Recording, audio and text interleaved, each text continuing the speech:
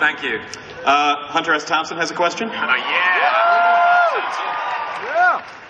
You know, I was so tickled to see the con on the big screen. What's it like for you guys to be here after filming being here? There's like 4 levels of meta happening.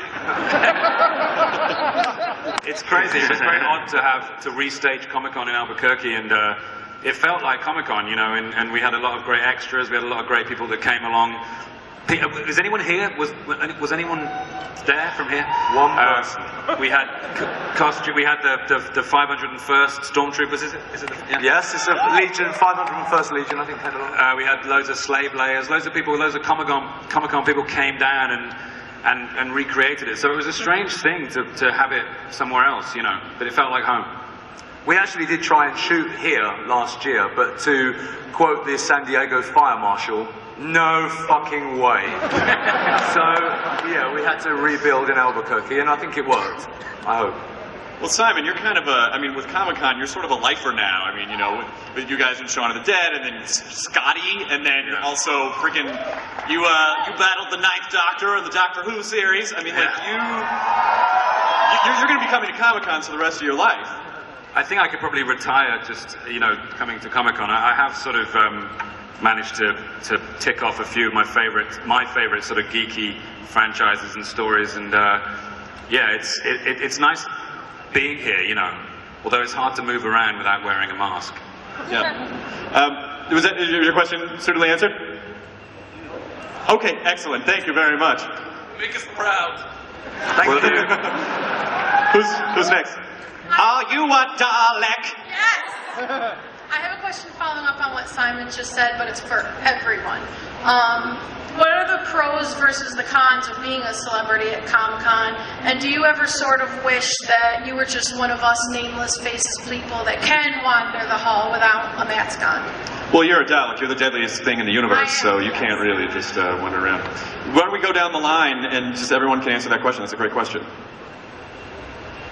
People think I'm Moby, so I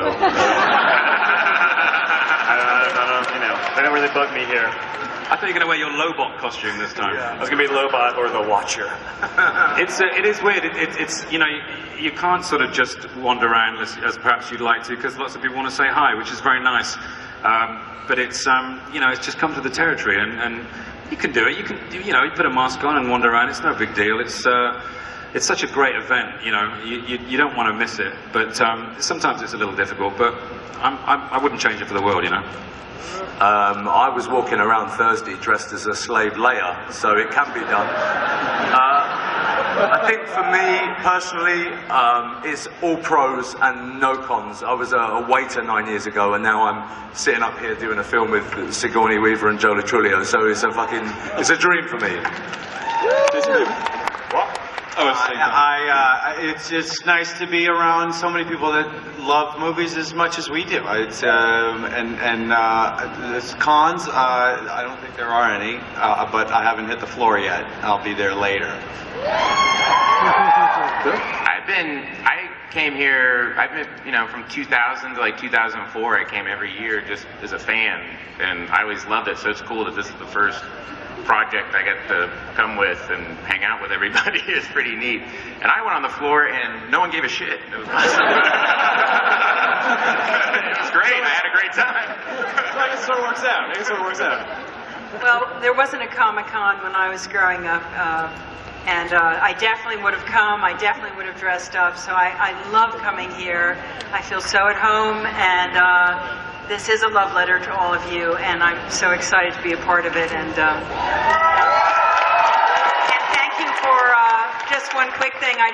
We were here a year ago for Avatar, and I want to thank you so much for your sustained, enthusiastic support, because all those naysayers gave up, and it became such a planetary phenomenon, and it all started here a year ago, so thank you. Follow that, Tambor. I too went on the floor, and people thought I was Dr. Phil. I can't follow that, Jeffrey. I can't. I go on the floors of my first Comic-Con, and I just have double rainbow moments. I'm just in awe of everyone I see, especially. You see Joe Trulio's double rainbow shirt? Show off your shirt. It's a great honor to be in this movie. It's just amazing, and there's so many wonderful smells and sights here at Comic-Con. Yeah. It's not. I mean, since I lost a little weight, I look a little bit like J.J. Abrams. Is the only problem for me. People don't like me that much, but they fucking love J.J. Abrams over here. Just so, JJ, just so you know, people love your shit. And I've been getting a lot of props, and I've been taking the credit, just so you know. All right. Not for the end of Lost, not me. Next question. Hello, panel. I love all of you, but my question is for Simon and Nick. I love all your work, especially the show Spaced. And I want to ask, will you ever do work with Jessica Stevenson again? Because the three of you have really great chemistry. I just did a movie with Jess earlier this year called Burke and Hare, which John Landis directed, and will be out later on in the year. And Jess played Andy Serkis. Jess played Andy Serkis? Jess played Andy Serkis. What amazing cast. Playing Gollum. No, it's very brave. It's a film about two real-life murderers in the sort of Regency period, 1828, and Jess plays Andy's wife, Lucky, and it was lovely to work with her again. She's such a funny actress and a great person, so I'll always work with those people again at the drop of a hat. They're my friends, I'll say no. All right, next, thank you. I'm a little overwhelmed by the talent that's out there, I'm sorry. I'm so glad you made it back. For Seth, you're working on Green Hornet right now, so how hard was it to balance both doing this movie and doing that one? It was a little tricky. I actually recorded a lot of the motion capture stuff before we started filming Green Hornet, and then we kind of filmed pretty much simultaneously, I think, and then when they were done, I've kind of been going in and re-recording a lot of the voice stuff, and they've been capturing my face, as horrific as that sounds, but yeah, it worked out quite well, and I've loved working on it. Is it true, Trulio, did you actually stand in for the alien on the set when you guys were shooting? Yes, I was hired because when I'm on my knees, I'm the perfect height of pole.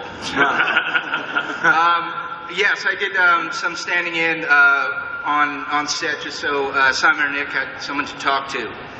But you would do a lot of funny shit that I would then re-record and take credit for. But yeah, way to go, Rogan. Exactly. Oh, Joe did something really funny here.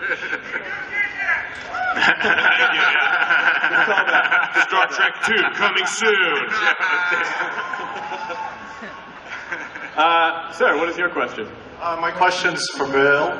Can you let us know what the best club in San Diego is? As Stefan? Is that what you mean? Yeah.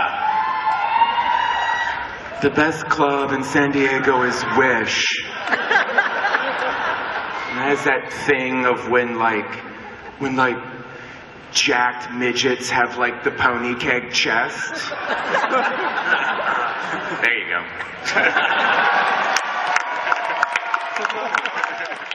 That guy just wanted to control you like a video game. Say what I want. What is your name, sir? Hi, my name is Mike. Oh. And wow, they love you. Hey. Hi, Mike. Hi. Hi. I was just wondering, hot fuzzed cops against super bad cops, who would win in a gunfight? Wow. Hot fuzz!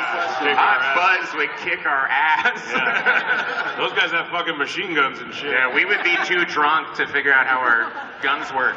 I think probably Danny and Angel would probably whoop Seth and Bill's character, but only because they don't really give a shit, do they, those cops? Whereas Angel's like just so dedicated, and I think, but then you guys would probably, use some sort of underhand technique, maybe get us drunk, sleep with us. I would run a car into your precinct. I think personally, when police start turning on each other, that's when the world has gone crazy. So let's hope it never happens. Yeah, let's not think about that.